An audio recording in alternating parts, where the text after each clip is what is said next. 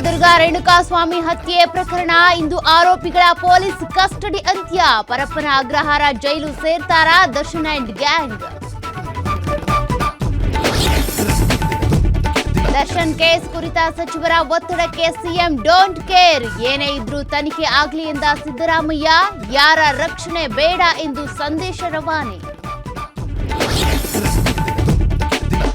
ಕನ್ನಡಿಗರ ಹಕ್ಕು ಕಿತ್ತುಕೊಳ್ತಾ ಇದೆಯಾ ಮಹಾರಾಷ್ಟ್ರ ಸರ್ಕಾರ? ಕನ್ನಡ ಶಾಲೆಗಳನ್ನ ಮುಚ್ಚಲು ನಡೆಯುತ್ತಿದೆಯಾ ಕುತಂತ್ರ? ಬಲವಂತವಾಗಿ ಮರಾಠಿ ಹೇರಿಕೆಗೆ ಮುಂದಾಯ್ತಾ ಮಹಾ ಗವರ್ನಮೆಂಟ್? ಎಚ್ಎಸ್ಆರ್ಪಿ ನಂಬರ್ ಪ್ಲೇಟ್ ಹಾಕದವರಿಗೆ ಮತ್ತೆ ರಿಲೀಫ್. ಸೆಪ್ಟೆಂಬರ್ 15ರವರೆಗೆ ಗಡುವು ವಿಸ್ತರಣೆ. ಸಾರಿಗೆ ಇಲಾಖೆಯಿಂದ ಆದೇಶ.